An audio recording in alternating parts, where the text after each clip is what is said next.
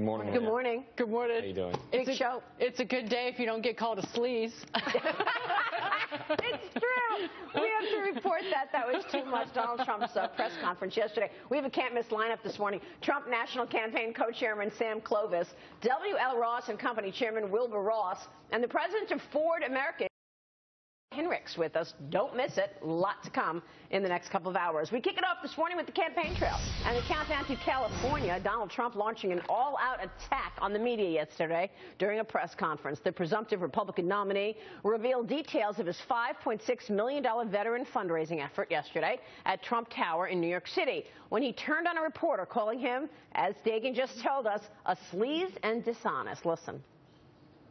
The press should be ashamed of themselves. And on behalf of the vets, the press should be ashamed of themselves. I like scrutiny, but you know what? When I raise money, excuse me, I've watched you on television. You're a real beauty. When I raise money for the veterans, and it's a massive amount of money, find out how much Hillary Clinton's given to the veterans. Nothing. And then I see a few guys standing out there. They don't even know what they're there for. They have no idea. They're there because Hillary Clinton's campaign sent them.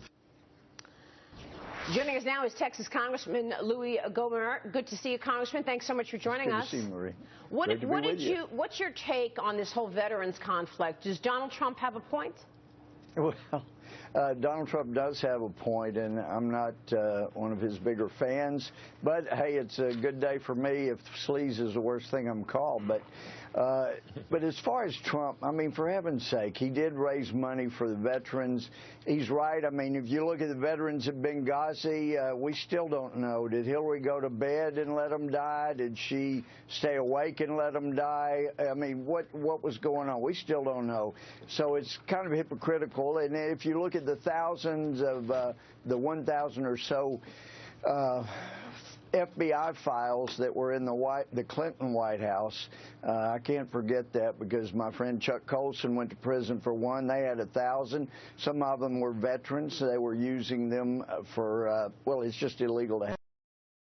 So anyway, you can go back any which direction you want to. She has not been helpful to veterans. She has not stood up for them when the VA was making long lines. Yes, she's Secretary of State, but she's a cabinet member. And somebody, for heaven's sake, in the Obama administration should have stood up in one of the cabinet meetings and said, for God's sake, we ought to be helping the veterans. Quit letting them die. Yeah. She was never there for the veterans, so it's a little weak now if that's what she's going to raise. But I do disagree with Donald Trump in his saying we don't need a third party, because I think we desperately need a third party, because Bernie Sanders has been jerked around. He needs to have the nomination from the third party and be the third party's nominee. He'd be great. But wouldn't a third party take votes away from Donald Trump and the Republicans? Not if it's Bernie Sanders, no. Yeah. Okay, not if it's Bernie Sanders. I want to get back to the press comment, Dagan, yeah. Because even, you know, yesterday, Jerry Brown basically supporting and endorsing Hillary Clinton,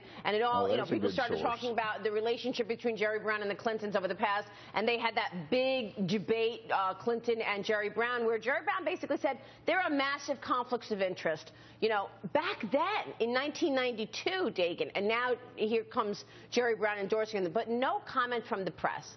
And so they're all over Donald Trump about his, donations. And we know that Hillary hasn't given to the veterans. And no commentary, no reporting from the press on the other issue, and that is around the Clinton Foundation and the conflicts there. What do you think about that? And the email scandal.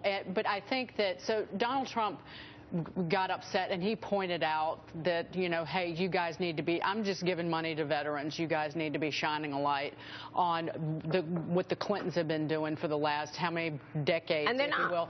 Exactly. And so that works to his advantage. But I want to ask Congressman Gohmert, because Donald Trump, the only issue is it's funny because it certainly did really well for him during the primaries to go after the sleazy mainstream media, if you will. Does it help him in a general election, you think? Because I looked at that and said, if you hate the press so much, stop caring about the press. The fact that he got so upset is like, you kind of care too much about all those people sitting out there with their recorders on their phones and taking notes. And I thought it was a mistake, but I spoke after him in Nashville last fall, and he spent an hour of his hour and 10 minutes just talking about the press and how they had done him wrong. I followed him and thought, this has got to be a death knell, and it actually worked. I can't explain that. But, yeah, you're right. It's the kiss of death for Trump now that Governor Moonbeam has endorsed Clinton. I mean, wow, with all of the Moonies following him, you know, wow, can Trump have a chance? I think he can. Mike Murphy. Congressman, when you see what Donald Trump's doing now, and he's really, you know, he attacks everybody out there, but when it comes back at him, it seems like his skin is a little bit thinner when people are firing back at him. But I just think if you could speak to the mainstream media in the form of one Jeff Bezos. You know, this was big news earlier in the week, and he just made no bones about it that he's out through the Washington Post to dig up dirt on Donald Trump. So that's not the normal type of actions you receive from the press, right? I mean, it is specifically targeted. The only thing that's not normal from the Washington Post is that they actually admit that they're doing nothing but trying to dig up dirt on a Republican.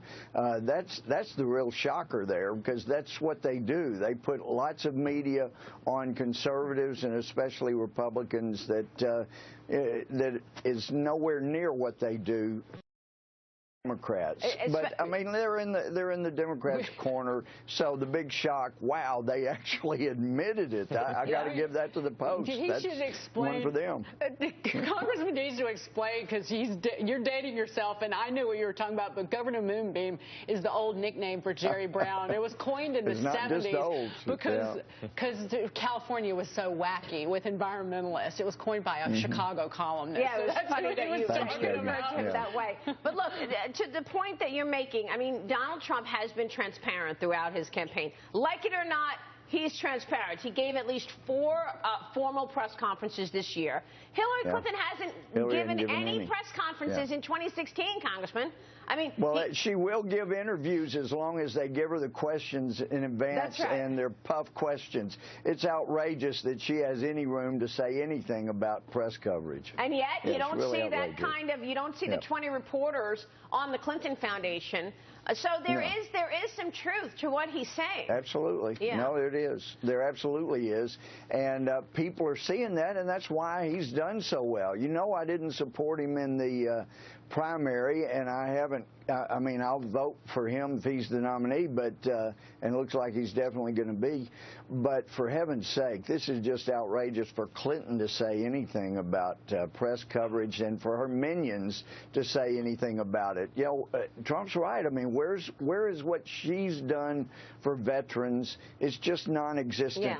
But by the way, Governor Moonbeam came back. I mean, that phrase came back when he ran again, and the whole world was mystified. Governor Moonbeam is back. By the Holy cow. Can he beat Hillary Clinton, do you think, Congressman?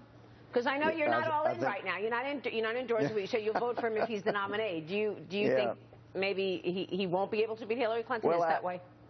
I think you know, it's yes, he can beat Hillary Clinton, but it's up for grabs.